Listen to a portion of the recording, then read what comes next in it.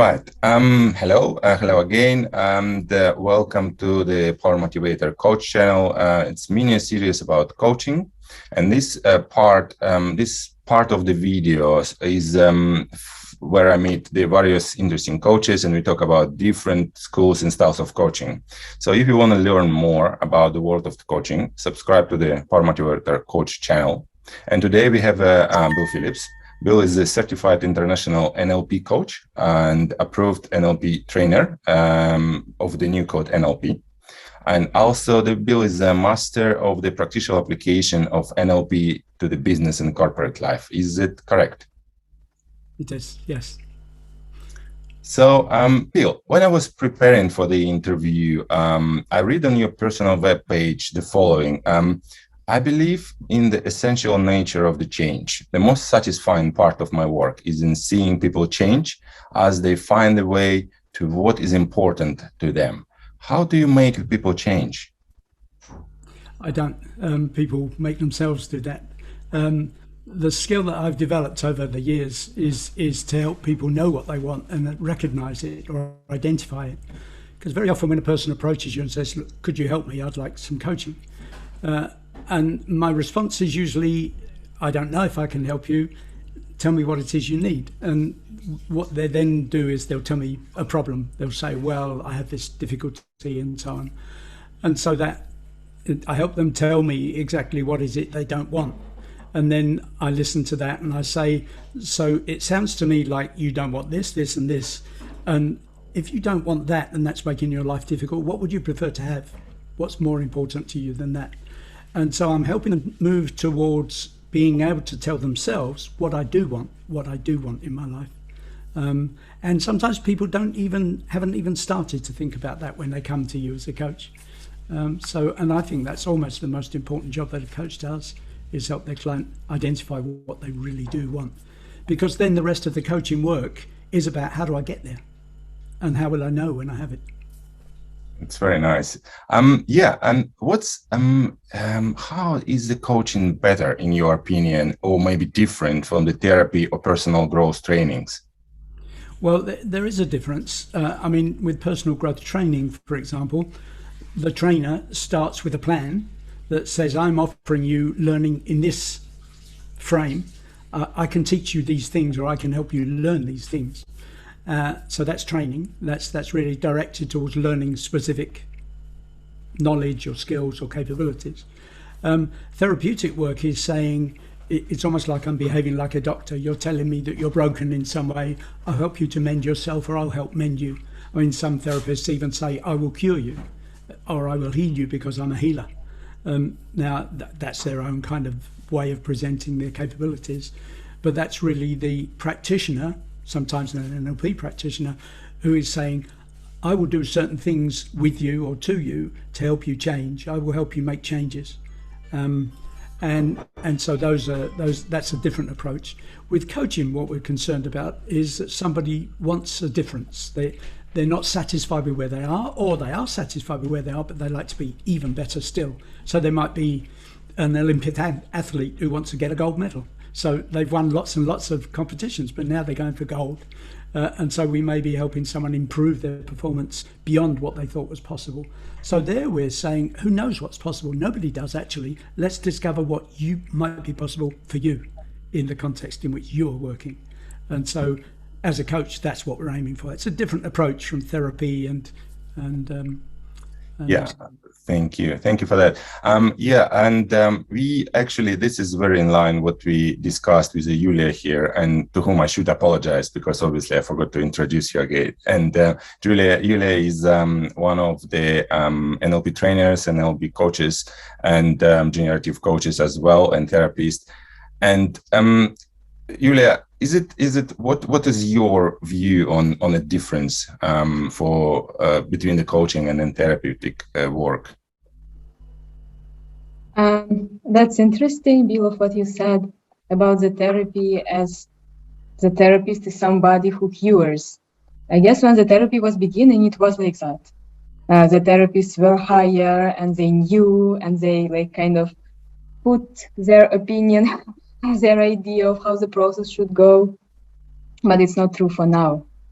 Now the therapy is different as well. And for me, now it's common in therapy and coaching that we don't really put our map on, but we kind of listen and elicitate and notice and just allow the movement of the client to appear. So now it's more common.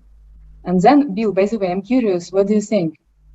I heard and I kind of agree at some point that coaching is going more towards, like there is an intention, there is a goal, there is something what I want. And therapy, most of the time, at least an old version, is going backwards. That's one of the differences I see. What do you think about that? By backwards, you mean to the past? To the past, yes. Well, I think therapeutic work which operates in that way is based on psychology, and psychology is very much a theoretical science. It's very much saying, given this logic, human beings should behave like this, and it's always their past that formulates their problems. They learned how to be scared when they were a small child, and that's why you're still scared. So let's explain it, let's diagnose it, and let's find a cure. So it's a kind of the medical approach. We need a diagnosis so we know what techniques we should use or what medicines we should use to effect a cure. So it is about healing or curing. Honestly, I agree with you, Yulia, that therapy tends to be much less like that these days. And I honestly think it's because therapists are learning from coaches. The approach they're taking is much more aligned with a coaching approach. They're discovering that helping someone be clear about what they want and how they want to be well and how would they know when they're well helps them then choose what do they need to do to heal themselves to get better.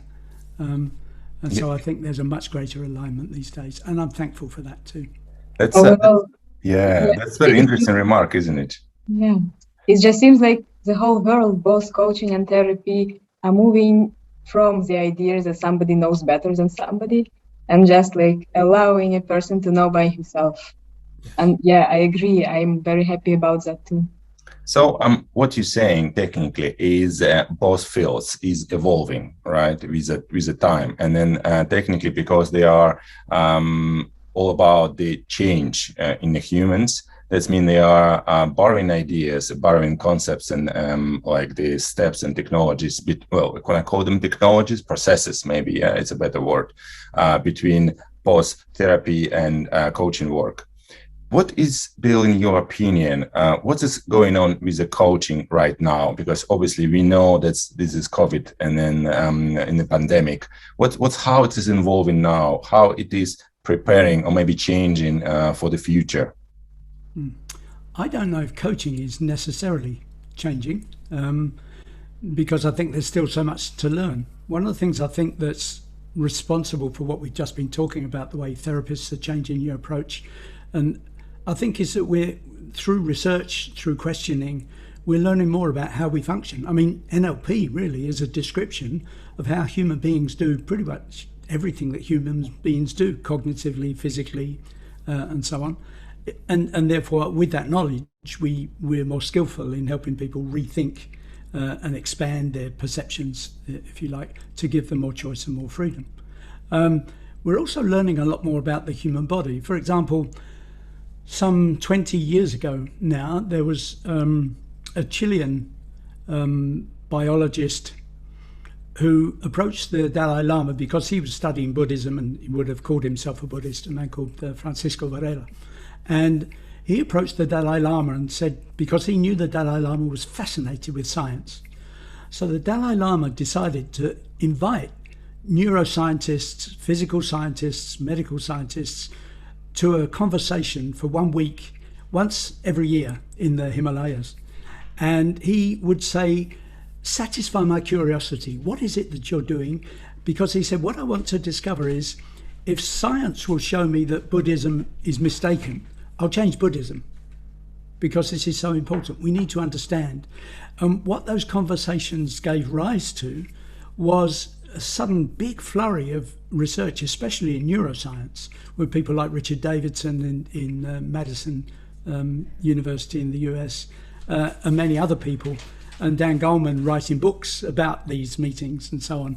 And there's an outfit called the Mind and Life Institute, which keeps this whole thing going and the dissemination of these ideas. So that's one area in which the expansion of knowledge and understanding about how people operate neurologically is feeding the world. And of course, the internet gives everyone access to that.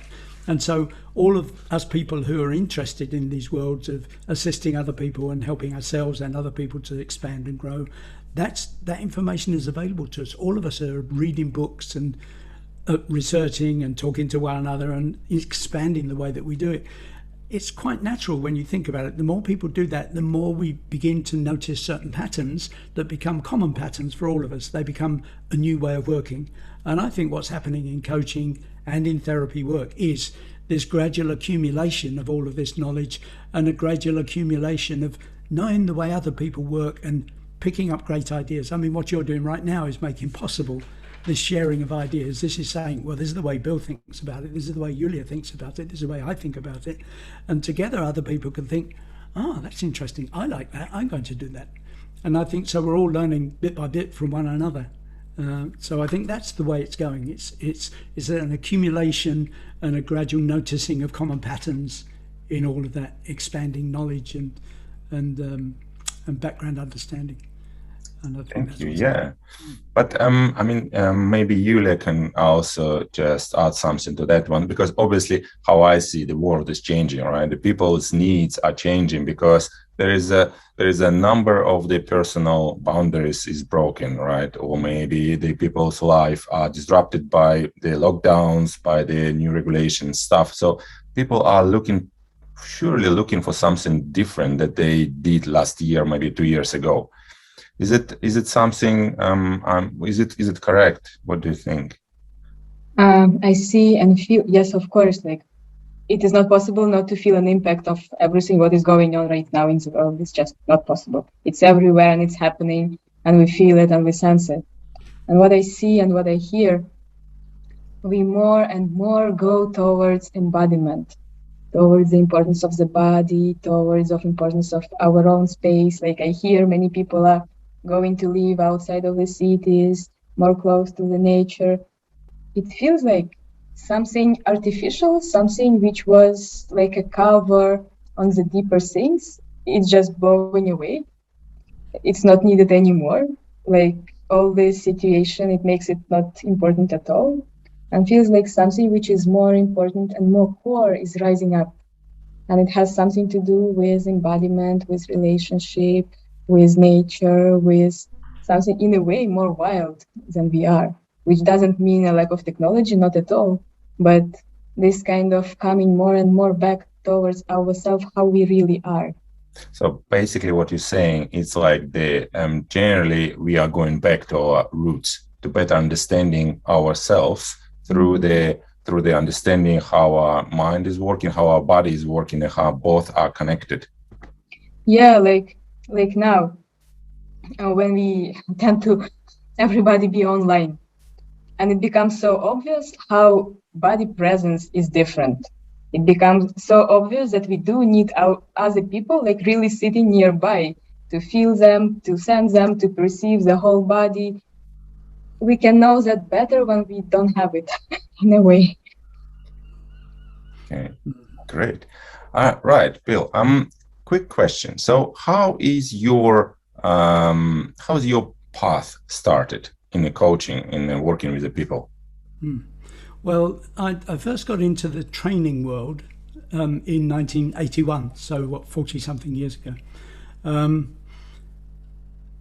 And in the mid-1980s, I went to Manchester Airport and set up their central training division. So I was the training manager at Manchester Airport in the UK. And I did my master's degree there. And at that particular time, I was introduced properly to NLP. I'd heard of NLP back in 1982 when I first became a trainer. Someone had told us about it, and I'd heard about the book Frogs into Princes and became curious.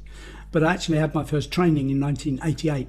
And it was interesting because at that time, there were 3 or 4 people who'd approached me, who were workers in the airport, saying, could you help me expand my career, or could you help me get a better job? Could you help me become a manager? And I had no idea how to help them. And I didn't have any authority to change their positions. So what I would say to them is, come and talk to me. Tell me what it is that you're trying to do. Tell me what it is you hope for. And through having those discussions, they would gradually clarify their thinking. And I felt as if they were moving because I was making space and giving them my attention. And in fact, even with the chief executive, I used to speak with him and very often, and he would say to me one day, you know, I like speaking with you, Bill. I like our little chats. There's something about you that when I speak with you, I seem to think more clearly. And at this time, I'd just been introduced to NLP. I just had my very first NLP training on a course which was called How to Influence Others at Work. And basically, it was an introduction to the basic language models of NLP, the meta model and the Milton model. We could say a bit more about that if it's necessary. But what I found was those skills suddenly expanded my ability to help people speak to me more quickly, more easily, feel more at ease straight away, and to explain themselves, to be more clear. Or as this chief executive had said, I think more clearly when I speak with you. And I thought, shall I tell him my secret, or would he think I'm being smart? And I decided, no, it would have been rude to tell him, because it would have been suggesting I was smarter than he was, and that wasn't it. So in those early days, I was really having conversations which some 7 or 8 years later, I realized were beginning to be called coaching. So I was already coaching before the word was used for that kind of work conversation. And in the early 90s, I was working as a consultant. I'd left Manchester Airport working with a consulting company. And one of the big governmental organisations in the UK asked us if we could design for them a coaching skills course, because they'd had a number of directors and senior managers go through a leadership training, and they recognised there would be some real value in us being able to take a coaching approach to interacting with our colleagues and to helping people learn and so on. So could you design us a coach skills training? We want 2 days. We want people to video so that they can take away a video of their performance. And we want to be a very practical course, and it has to be with a tried and tested model. Over to you. So I went to a couple of big bookshops and tried to find out what the hell was a tried and tested model and what do they mean by coaching anyway. And there were many, many books on the shelf written by very serious academics, and not one of them was of any use to a coach. Their models were so complex, it would be difficult for a coach to follow them, let alone a client. But I did discover a new book called Coaching for Performance by Sir John Whitmore, which was a presentation of his brand new GROW model. And I thought, there's a tried and tested model, let's apply that. And in fact, it was such a simple model, it was a mental checklist really for the coach, that I found that was a really good way to begin to structure a coaching conversation. And we set up a training, two of us being a colleague of mine, and we trained some 400 or 500 managers over the next 2 or 3 years. And I spent maybe 10 years on and off training possibly 1,000 team leaders and managers in how to coach their colleagues and so on. So that was really the development of my strong attention to coaching and how to make it work. And of course, having acquired NLP skills, I did a practitioner in 1990 and then my master practitioner 2 years later. And so by 94, I was quite sophisticated in my use of NLP and discovering that it made my coaching work so much easier. It was just a natural way of coaching people. So for me, coaching and NLP have always been completely, totally interlinked. Whereas I discover much more recently that for most people, that's not the case, that they tend to see NLP and coaching as quite separate and think different things that you put together. I've never seen them as separate in any shape or form. Bill, can you say more about that? Because for me, it's totally not possible to separate those two as well. But how do people do that? Some of the members of our ICAN community, for example, our own colleagues on our quality board, like Tom Chen, for example, very, very experienced coaches. They're operating at the highest level in the International Coach Federation. In fact, they're on the global governing board. Tom is on the global governing board. So is Vitaly, for example. And these people are saying coaching is very highly specified. We know exactly what coaching is. The ICF says coaching is this, this, and this. And very strongly in our view, coaching is client-led. The coach follows the client's requirements and follows what the client wants and helps the client do what they want to do. Whereas in everyone else's view, in our view, NLP is very much practitioner-led. It's the practitioner who knows the method, the technique, the model to use, and they apply it to their client to create changes. Now, again, in my take on NLP, I wouldn't entirely agree with that. But Tom said, yeah, but that is the perception. And if you're living in a world where people think that, whether they're right or wrong, you're saying we do coaching with NLP is going to challenge many people, and they're going to feel uncomfortable and maybe not even find that acceptable. So how are you going to present what you do and what you say and your way of integrating those two in a way that makes perfect sense to people and is attractive? Because that's surely what ICAN, this alliance, is set up to do. Right. So I Believe it or not, yeah, I'm sorry to interrupt you. Believe it or not, I was preparing for one of my mentoring sessions, and I found on NHS site, which is basically a national healthcare system in UK, articles about NLP beliefs and how NLP working with the beliefs. Yes, yeah, so it's amazing how the word changed, like the words of the NLP and coaching right now. Yeah, amazing. So meta model and Milton model you just mentioned, right? And we technically discussed this one with Yulia. So as one of the skills every coach should have is basically communication skill. So what, in your opinion, are other skills required, for the coach to have, to be really good coach?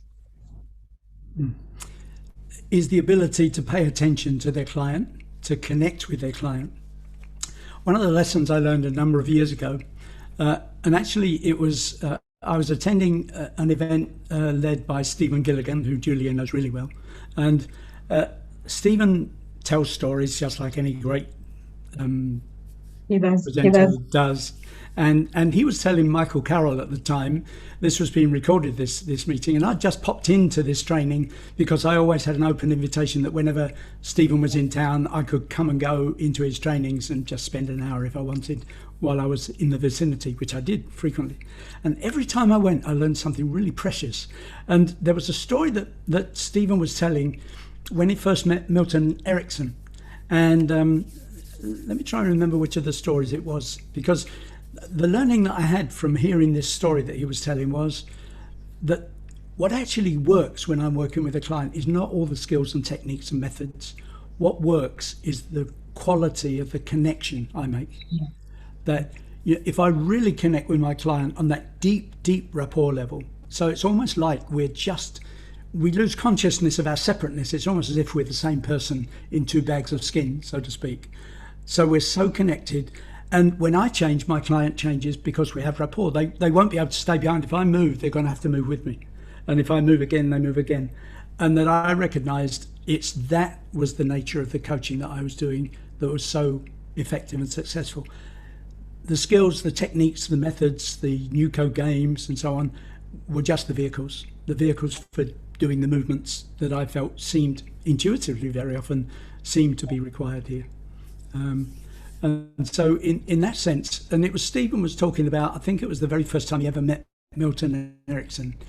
And he said, Stephen's very tall. And he said, I was this real tall, skinny 19-year-old kid with hair all the way down his back, because these were the days of the hippie movement, with a sweatband around my head looking like a pseudo Red Indian, he said. And I'm in the great Dr. Erickson's office for the first time, he said, and we were so shocked. We expected him to have a huge bird's eye maple polished marble table and fantastic furniture. And he said his office was an old garage and his desk was an old army surplus table. And he had bookshelves behind him, which were made up of planks of wood and bricks. And he said he had all these little ironwood carvings of owls. He loved owls and certain creatures made by the Native American people, and this was his collection. And he said, all of us are sitting there like this, so shocked that everything was so simple. And he said, and all of a sudden we felt so ashamed because there were four of us. He said, we realized that Dr. Erickson's sitting there in his wheelchair and he's smiling like this, and he had a kind of twinkle in his eye that it was very characteristic of him. He said, not much, is it? He said, but I'm here. In other words, it's not about this. This is about me, you and us. And Stephen said he and the others were spellbound by that connection. When Dr. Erickson said that, it was almost like, zoom, we're connected. It's like glued them together and it was in that moment that thought arose in me that, yeah, that's the quality of the relationship, isn't it? It's not the technique. So it's a really nice story. Yeah, it's absolutely. I already asked this question to Julia when we had the interview, metaphorically speaking, right? What is a coaching session to you? Metaphorically,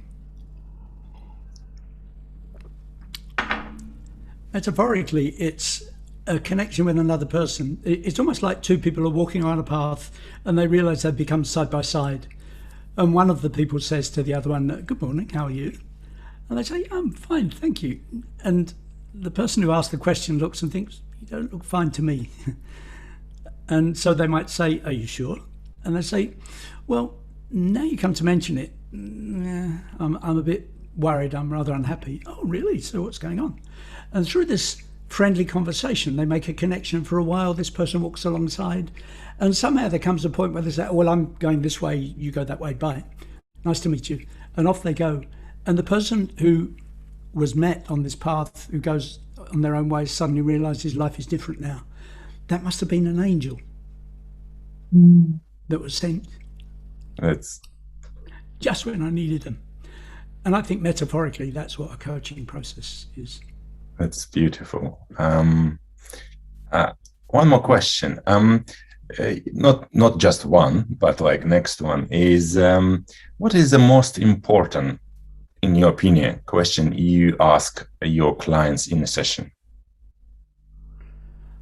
Well, one thing I would say is there is no standard question that I ask everyone in that sense.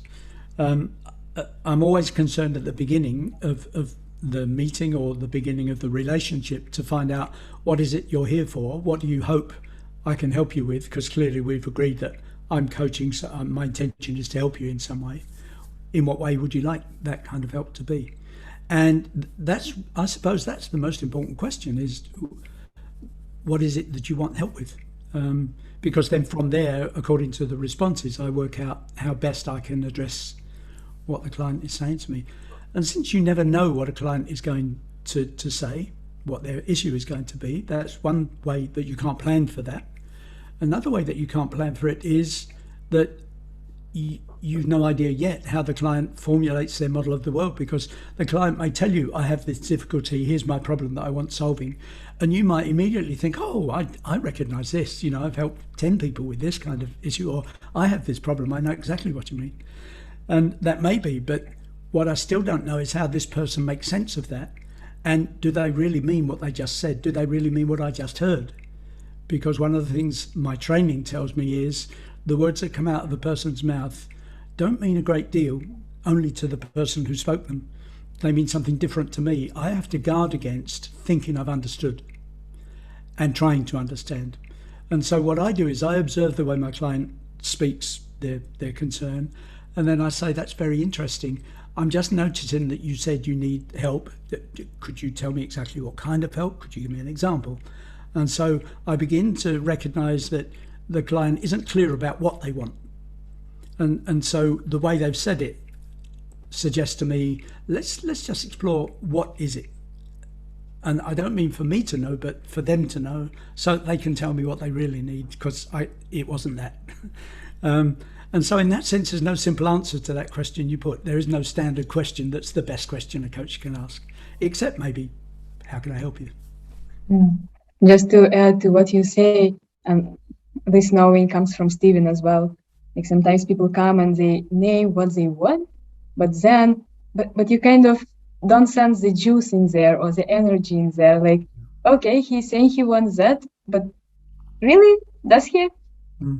And we keep asking questions until it resonates, until we see this shift in the person, until we feel something in ourselves shifting. Like, not only what I want, but what I really want, that it resonates in me, in my body, in my feelings, in each part of me, not only because I think I want that. That's kind of a very important, just to add to what you say. Indeed, there's a lot of expansion of that, definitely. Let's talk about ICAN. It's ICAN Alliance, which is the organization you helped co-found. So a little bit information. So it is on the website, says is ICAN Alliance is a certifying body for NLP coaches, NLP trainers with alliance members in 25 countries currently. So Bill, tell me, how does such professional body support coaches and help them? Well, the members of the Alliance, the allies in this group, and Yulia is one of them, are people who have all been trained to a very high level as trainers of neuro-linguistic programming. So their NLP credentials and their NLP skills are very well established. And many, if not most, if not all of these people are also training people in coaching skills. Again, many of them have been trained specifically by John Grinder and Carmen Bostic and Michael Carroll to use NLP in coaching as well. And so the intention of creating the ICAN organization was that the allies really are these people, all of whom are alumni of John Grinder, Carmen Bostic, Michael Carroll.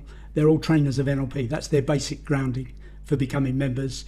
And our intention is to encourage and support their training of coaches. So ICAN is set up with a mission to flood the world with coaching skills. And we don't mean flood the world with professional coaches to destroy the market. What we mean is flood the world with people who have the ability to connect with others, to communicate in the most effective way, and to improve the quality and happiness in their lives. And to give access to that through training in coaching skills. So that's our basic intention, if you like. And so these allies at the moment, there are 30 of them in 25 different countries. And some of these people have institutions where they have employees and they run training programs in NLP and coaching. Some of them are lone practitioners, people that work solo, but who would love to have the opportunity to work in pairs and groups. And so our intention is the Alliance becomes a community of like-minded people, of like-skilled people who exchange and swap and develop and research ideas and pass those ideas around and look for opportunities to work jointly to expand their skills and knowledge and to support one another. So if somebody runs into a difficulty, people gather around and say, what help do you need? Let's support you. And that's the general intention of this community, if you like. Bill, I'm listening to you right now, and I remember the beginning of our conversation today when Oleg asked you where the coaching is moving, and you said about this, like collecting all the, and it feels like ICAN, how you name it right now, it's exactly the place, the field where this movement can happen more easy because of the connection, because of different countries, because of the coaching skills, like a place where this movement of collecting and then sharing to the wider audience is just easier to do that through ICAN. Exactly right. And that's the point. That's, a gathering of people that all think that way anyway. I mean, I'm sure, Oleg, you've noticed the similarity between the way Yulia and I think about NLP and coaching. And so people that think that way and come together and share our own specific experiences enriches everything. And that's our intention, really. Yeah, I think the really important word I heard was a community. Yeah, because the community is what is not only like the professional body is just too dry for me a little bit. The community is a better word. Yeah, when we are all, it's like a professional community. Yeah. Well, yes, you could call it that, but still, like it's community offers supports. Yeah, community offers the new ideas and help to its members. We could call it a tribe in some kind of from one point of view. And it is important because you are in this kind of community where the same-minded people around you. And we, in beginning our conversation, we've been talking about the difference in coaching between like the classic ways. Is it a little bit different inside this community or alliance, somehow changing the way the coaches see the problems, or it's how it works, how the community works in this way? We're developing. Yeah, that's a great question, because we are developing a training for all of our allies members, which will be the ICAN method of training coaches. Because what we say is we train coaches in an integrated way using advanced NLP. And the reason we use the term advanced NLP is because although most of us, if not all of us, are qualified to work with new Code NLP, which is probably the most highly developed form, although Richard Bandler would say the work he's doing is even more highly developed. So what we're saying is we leave nothing out. What we're calling advanced NLP is anything that any of us has learned, because many of our members, Yulia's one, who have been trained as trainers not only by John Grinder but as Richard Bandler and by Frank Puslik. And so in that sense, we're highly skilled, highly kind of multifaceted, and our intention is to say we leave nothing out. But all of it is directed to improving the standards and the quality of our coaching. So it isn't, although we train in NLP skills, the intention of our coaching training is to train coaches, and NLP is a toolkit. And so that toolkit can be used according to whoever wants to pick up that particular spanner, that particular screwdriver, that particular saw to make that particular piece of furniture, so to speak. And so that's our intention, really. It's an integrated approach to training coaches using NLP. And it comes back, I suppose, the reason that I came up with this idea originally was that was my background experience. I was already coaching people, I was having those kind of conversations. And when I learned NLP, boom, it just made it all so much easier. I thought, wow, this is the very best way to coach. And so for me, they've always been integrated. We want to make a point of it because one of the things we do recognize is virtually everywhere in the world, even John Grinder, for example, they'll train people in NLP skills and then they'll add coaching skills on top. Or many institutes will train coaches and they'll have a couple of days on NLP to add to their tool set. So there aren't many people who are training NLP coaches. And so we're putting them together and saying, no, that's our way of doing it. And we're developing an ICAN approach to training coaches at the various levels, at the kind of foundation professional level, at the advanced super professional level, even at the trainer level, where we can train people to train other people as coaches. And so these are the grades of development. And one of the other unique ideas we have in ICAN is to set up, when somebody, say like Yulia, trains a group of coaches and certifies them, we encourage them to set up a regional practice community. Because many people, when they attend a training course, get so excited they want to continue practice, and they join together informally, or some of them will, to say, let's practice at what we learned on our course. What we want to do is make that a formal process where they attend a meeting that they've set up themselves, but it's a formally organised, it has a specific agenda, and part of that agenda is always a forum where somebody who has a challenge with the client says, help me with ideas, and they have like a round table mastermind type meeting. And another part of all of those meetings will be actual practice where several of the people in the room, the coaches of course, will have a coaching session with a real client, and they will be observed by the other colleagues and given formal feedback. And what we intend is, one level of membership we have in ICAN is called community membership. And this is a membership where people can join without having to pay a fee, just because they may be, as you said, some of your audience are interested in knowing what coaching is all about. How does it work? How does one become a coach? They can find that out if they join us as a community member. And what we intend to do is to give those community members access to these regional practice communities as clients. So they can go to one of those meetings and get free coaching. So they can observe ICAN coaches and the way they operate and be excited by that. Maybe get to a point where they think, I want to learn to be able to do that. I'd like to become a coach. And so that's a way of, if you like, built-in continuing professional development into people who are trained by ICAN allies. And so that's a way of multiplying the effect of our trainings. So what we're saying is your training doesn't end with your certificate, it starts there. I think it's a brilliant idea. To be honest, the professional bodies and then all the kind of organizations sometimes can sound intimidating, especially for coaches to be, and then by doing this, just giving them free access to the intervision groups, to the practice groups, you help them to, make a first step to cross the boundaries, well, basically in their mind. So which is technically the coaching in itself, right? So we are crossing this imaginary boundary we created for ourselves.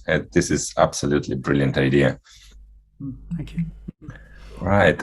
We've been talking about 45 minutes. Maybe last question I'd like to ask you. This is one of those interesting questions. So can you coach you to yourself? That's a good question. The answer is sometimes not. And why is that? Well, it's amazing, for example, when you work with NLP technology, for example, that sometimes you can do brilliant work with other people, And then when you apply those same technologies to yourself, because you recognize there's something you want to work on, that you find whatever you're working on, there's an interruption. Because, for example, many of the processes depend on connection with the unconscious attention of the other person. The idea of connecting with your own unconscious attention and guiding the process consciously, like you would as a coach with another person, to yourself, it interrupts the connection with your own unconscious. There are ways of connecting with your own unconscious. And yes, you can work on yourself, but there are many of the processes which work much more easily when someone else is helping you with it. And so it's a matter of making a choice. It's a matter of being aware enough that, yes, I can do this for myself. No, I can't do this for myself. That's something I'm going to ask for help with. And so there's not a simple answer to your question. I don't know if it's adequate. Okay, thank you very much. Yeah, thank you for this amazing conversation. I believe we can speak for hours about this because it's a fascinating subject, and I'm very glad that you had the opportunity to talk to us today. So the question: how are the people who will be watching this video can find you or contact you? Well, they can certainly contact me through the ICAN Alliance. They can send a message. And the website is www.icanalliance.org. Mm-hmm. They can also contact me on my email address. I'll give you my personal email address. That's fine. And that's Phillips, PHILLIPS, .Bill and the number 38 @gmail.com. Brilliant. And I will make sure to add all the links and this information into the information section to this video. Well, in the meantime, if our viewers still have any questions about, and I'm sure they will have questions about the coaching itself, and you want to ask these questions to the Bill, just leave a comment below the video, and I'm sure he will find time to answer them. And in the meantime, subscribe, because this channel where we're talking about world of coaching and to learn more, I suppose. Thank you and goodbye.